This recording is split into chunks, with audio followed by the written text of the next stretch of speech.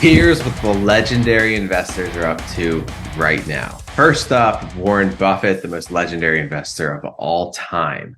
Warren Buffett's Berkshire Hathaway has scored about a $13 billion game on Chevron and Occidental, and now the two energy stocks rank among its biggest bets. So Warren Buffett going big into natural resources at exactly the right time.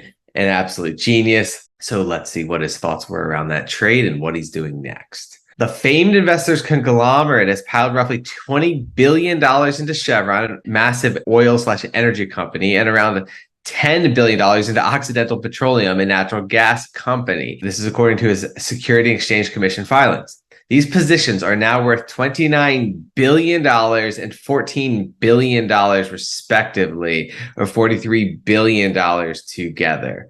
So he's put a lot of money into natural resources/energy. Only 5 of the conglomerate's top 15 holdings were valued at north of $10 billion at the end of December, and only 2 above $25 billion. So these are truly some of his biggest positions, and he's clearly bullish on energy and fossil fuels for the long term. For now, the two wagers are helping Berkshire to weather a tough market backdrop, while fears of inflation, recession, and further interest rate hikes have pulled the S&P 500 down 19% this year. Berkshire shares are only down 2%.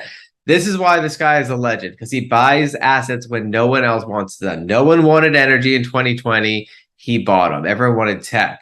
So he did the exact opposite of what the market is doing. I would argue that maybe there's some opportunities in tech right now to do the opposite. Now, this whole energy trade might not have played out yet, but let's see what Warren Buffett's thinking is. He wants that exposure to potential higher inflation, higher oil prices. Josh Young, a fund manager and specialist in energy stocks, said about Buffett's Occidental bet in August. And just so you're aware of his other holdings, these are the 10 best value stocks to buy according to Warren Buffett. These are some other stocks in his portfolio. I'll keep you guys posted on the Q3 2022 13F filing report, but here is some of the biggest assets in his portfolio as of the Q2 2022 13F filing report. So we have HP Inc. at number 10. This is probably just a deep value play for Warren Buffett. He sees the cash flows. He sees the stickiness of the laptop computers. He thinks it's trading at a cheap multiple or low multiple to cash flows or whatever else he's looking at. So that's probably what that is. Not the most exciting company. Then he's going big into banks because high interest rates tend to help banks earn money because they can loan out money at higher interest rates. So US Bancorp is 1.83% of Warren Buffett's portfolio, $5.5 billion. Moody's Corporation, $6.7 billion, 2% of Warren Buffett's portfolio. He just kept it steady. Berkshire Hathaway did not change its position in the company's stock during Q2 2022. Again, just a classic Warren Buffett stock where he probably just sees the value, the stickiness of Moody's ratings, just a solid business. Nothing crazy exciting here either. Number 7, Occidental Petroleum. We talked about that one already. Number 6, the Kraft Heinz Company. He hasn't done that well in this one, I believe. Again, boring, stable company for Warren Buffett, 4% of his portfolio. Number 5, American Express. He's held on to this forever. Just a solid business. He's bullish America long term. Number 4, Chevron Corporation, 8% of his portfolio now. That is a huge deal. Just please pay attention to this. Warren Buffett takes where he allocates capital very, very seriously, and he has 8% of his portfolio in Chevron and natural resources. Coca-Cola Company, another solid business for him, 8% of his portfolio. It's pretty huge that he owns same amount of Coca-Cola as he does of Chevron. And Coca-Cola, not ideal if people are trying to move away from sugar, but I believe they are hedging in that regard too. Massive scale for Coke. Number 2, Bank of America Corp, just a solid business for Warren Buffett. And number 1, Apple computer. We'll see how this thing does. All FANG stocks are coming in under pressure in this environment. So just keeping you posted on what one of the most legendary investors is buying. Let's move on to the next. Next up, Sam Zell, another old school billionaire. Always a good idea to listen to billionaires. You want to listen to people that are in a position you want to be in. Sam Zell, old school real estate billionaire. Here's just one call he made. Sam Zell calls SPAC craze largely rampant speculation, reminiscent of 1990s dot-com bubble. He said that on February 21. He was absolutely correct. Here's what he's saying now. In this interview, Sam Zell is calling now for a recession. It does seem to be an obvious call based on the fact that the Federal Reserve is spiking interest rates and spiking the economy into the ground. So yes, we're headed towards a recession.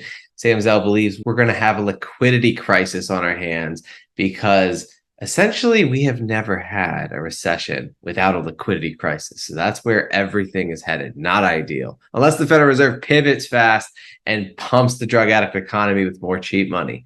That will absolutely pump markets a lot higher. So that's Sam Zell, old school billionaire, worried about the US reserve currency, worried about what's ahead. He thinks there's a liquidity crisis coming. So clearly he is bearish on risk assets. Let's look over to David Kostin. Now, David Kostin is the chief US equity strategist for Goldman Sachs research. So clearly he knows a lot about what is going on. People pay Goldman Sachs an absolute fortune to manage their money. And so let's just see what he has to say. I'm not saying he's a legendary investor, but the whole purpose of this show is to keep you informed on what the big dogs are up to. So let's dive into what he said in this interview with Bloomberg. He points out how important corporate buybacks are. They are the single biggest driver of equity prices.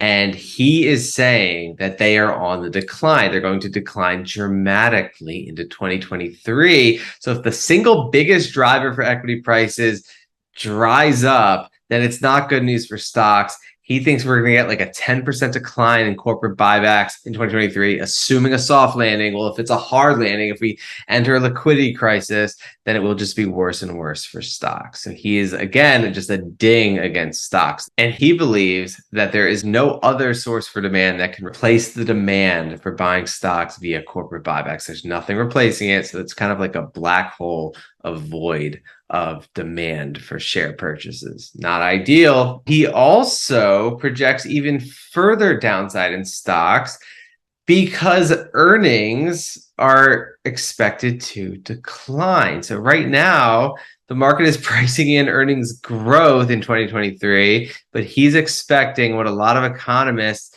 that actually know what's going on are expecting is a massive decline in earnings growth. So we're talking about a huge spread in expectations. The broad market is pricing in over 3% earnings growth, but he thinks it'll be over 10% earnings decline. So that is a massive downswing and increase in bad news for US equities. So just something to stay on top of. Always great to stay hedged, right? A portfolio of your position, shorting the market, a very small position just so you can ride out the volatility, but obviously great to keep exposure to the highest quality assets and maintain some dry powder so you can continue to just average into your favorite upside assets. But that is what we have from Goldman Sachs, right? Absolutely massive. Now let's take a look. One of my great followers asked me about Bill Ackman. I wouldn't say he is someone to follow per se, but because someone asked, I'm here to serve. So I'm going to hook you guys up with Bill Ackman's favorite picks. Again, he might not be the greatest investor of all time, but he's very successful and he's a billionaire. So it's always important to pay attention to what some of these people are doing. So these are his two favorite picks as of October 30, 2022. The Howard Hughes Corporation. Texas-based Howard Hughes Corp is a real estate development and management company with a major focus on several master planned communities. HHC's high-growth real estate assets vis-a-vis a largely fixed-rate liability structure bode well for the company.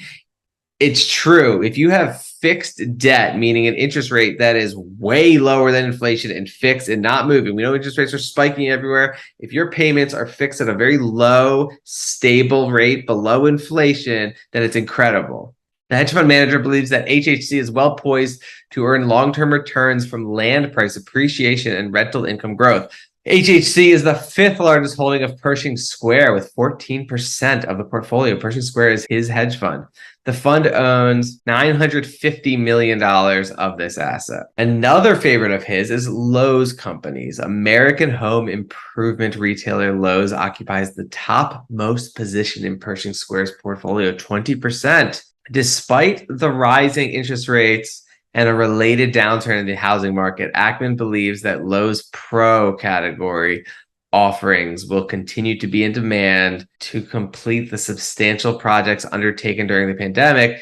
Notably, Ackman believes in Lowe's long-term earnings outlook as it trades at relatively low valuations compared to its peers. So he just sees a value play. He thinks it's a solid business and that you could pick it up at a reasonable price. Now, obviously, he's had massive mistakes, visible mistakes. I think he tried to short Herbalife at the wrong time, but the reality is you got to just see what's going on. What are some of the big dogs up to, right? That's the whole point of this show. Again, like I said. So those are Bill Ackman's top picks. Those are what some of the most legendary and big influential investors are up to. Keeping you guys posted. Thank you for watching. This discussion is for informational purposes only. Please consult a certified financial planner when making any decisions about investing. And do your own research before making any decisions. Investments are risky and you can lose lots of money in them.